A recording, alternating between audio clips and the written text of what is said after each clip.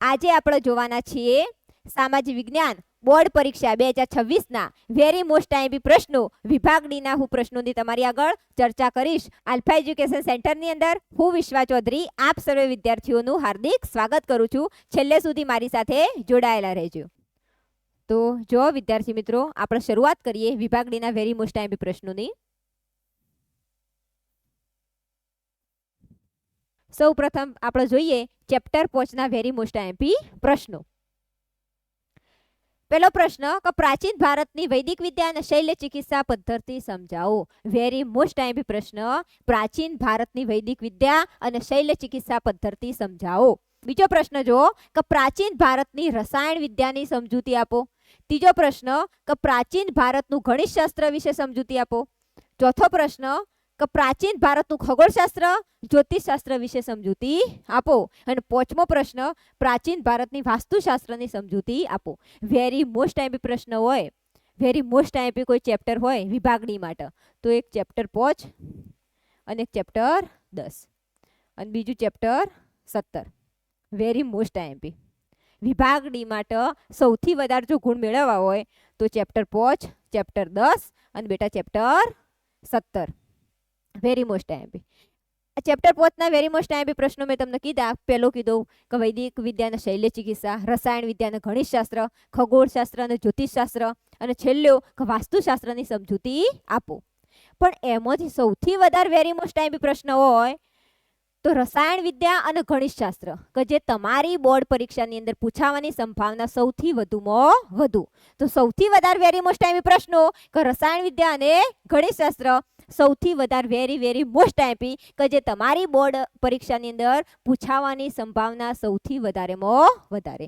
બીજું બધું બેટા મેં તમને કહી દીધું કે ચેપ્ટર 5 તૈયાર બરોબર રીતે કરી દેવાનું, ચેપ્ટર 10 અને ચેપ્ટર 17 અને એના આઈએમપી પ્રશ્નો તો આ વિડિયો લેક્ચરની અંદર હું તમને આપીશ, એટલે કોઈ ચિંતા કરવાની જરૂર નથી.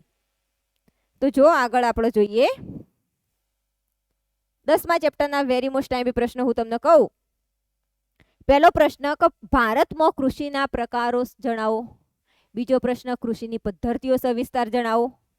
ત્રીજો પ્રશ્ન કૃષિ ક્ષેત્રે થયેલા ટેકનિકલ સુધારા અને ચોથો પ્રશ્ન કીધો કૃષિ ક્ષેત્રે થયેલા સંસ્થાગત સુધારા. વેરી મોસ્ટ આઈએમપી પ્રશ્ન હોય તો કૃષિ ક્ષેત્રે થયેલા ટેકનિકલ સુધારા અથવા તો કૃષિ ક્ષેત્રે થયેલા સંસ્થાગત સુધારા. Very most IMP.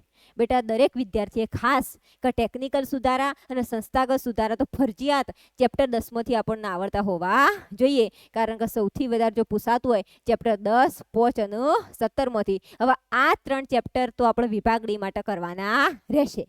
બીજા પણ વિભાગ ડી ની અંદર ચેપ્ટર પૂછાય છે, પણ ફરજિયાત જો આટલા તૈયાર કરી દો તો એક તો ચેપ્ટર કેવા છે સહેલા અને સરળતાથી યાદ રહી જાય અને આપણે વિભાગ ડી ની અંદર ગુણ કેવા મેળવી શકીએ, વધુ મેળવી શકીએ. તફાવત આપ્યો છે રવિ પાક અને ખરીફ પાક. તફાવત કયો કીધો ચેપ્ટર 10 માંથી? રવિ પાક અને ખરીફ પાક.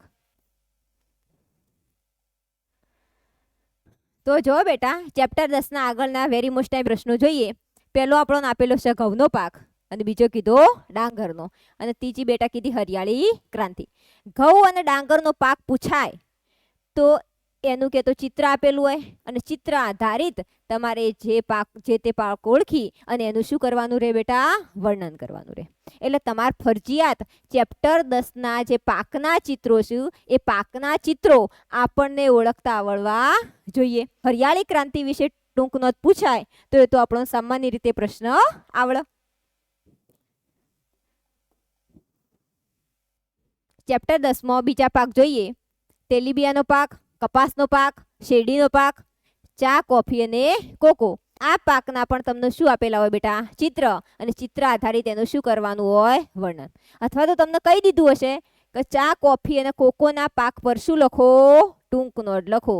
શું લખો બેટા? ટૂંક નોંધ. એ આવું પૂછાય પ્રશ્ન તો એ પણ તમને સરળતાથી આવડી જશે. તેલીબિયાના પાક હોય તો પણ અમુક વાર ચિત્ર આપેલું હશે અથવા તો ચિત્ર ના આપેલું હોય તો પ્રશ્ન મૂકી દીધેલો જ હોય. ચેપ્ટર 17 ના વેરી મોસ્ટ આઈએમપી પ્રશ્ન કે ગરીબી રેખાથી નીચે જીવતા લોકોના સામાન્ય લક્ષણો જણાવો. વેરી મોસ્ટ આઈએમપી પ્રશ્ન કે જે તમારી બોર્ડ એક્ઝામમાં પ્રશ્ન બહુ સહેલો અને જો પૂછાઈ જાય તો કેટલા માર્ક્સ આવી જાય સરળતાથી? 4. તો ગરીબી રેખા નીચે જીવતા લોકોના સામાન્ય લક્ષણો જણાવો. બીજો પ્રશ્ન કે વિશ્વ શ્રમ બજાર વિશે માહિતી આપો. બેરોજગારીના પ્રકારો જણાવો. વેરી મોસ્ટ ટાઈમ પ્રશ્ન, બેરોજગારીના પ્રકારો જણાવો. આ પ્રશ્નની અંદર બેરોજગારીના પ્રકારો કેટલા બેટા? 4. અને જો આ પ્રશ્ન બોર્ડ એક્ઝામમાં પૂછાય તો તમને સરળતાથી આવડવું જો, કારણ કે આપણે કેટલા માર્ક્સ મેળવવાના છે વિભાગની અંદર? 4. તો દરેક વિદ્યાર્થીએ ફરજિયાતપણે તૈયાર કરી દેવા. ગરીબી ઘટાડવાના મુખ્ય સરકારી ઉપાયોની ચર્ચા કરો. આ પણ તમારી એક્ઝામ માટે આઈએમપી.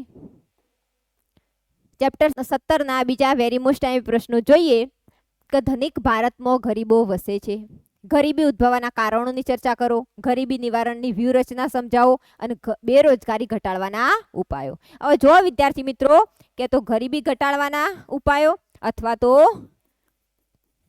બેરોજગારી ઘટાડવાના ઉપાયો બોર્ડ એક્ઝામની અંદર વેરી મોસ્ટ આઈએમપી આ પૂછાવાની શક્યતા સૌથી વધારે.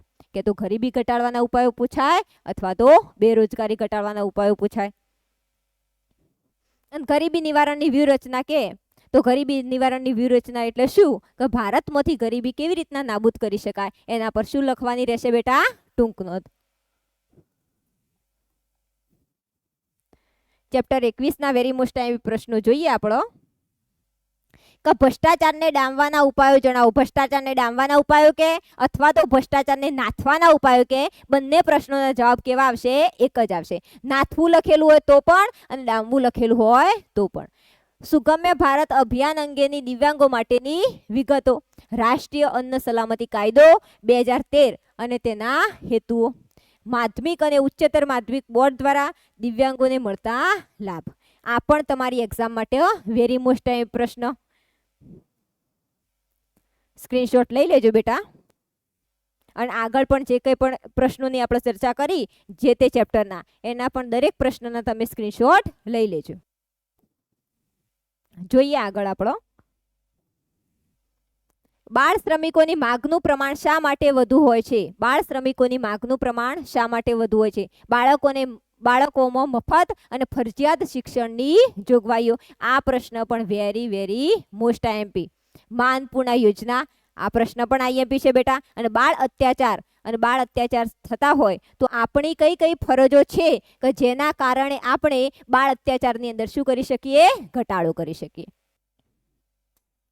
તો આજે આપણે અહીંયા વિભાગ ડી ની ચર્ચા પૂર્ણ કરીએ છીએ અને આવી જ રીતે મારી સાથે જોડાયેલા રહેજો કે જેથી તમને વિભાગ એ નો ટૂંક સમયની અંદર વિડીયો મળી જશે. અને જો કોઈ વિદ્યાર્થી મિત્રએ હજી સુધી વિભાગ બી અને સી નો વિડીયો જો ના જોયો હોય તો આપણી ચેનલ પરથી અચૂક જોઈ લેજો.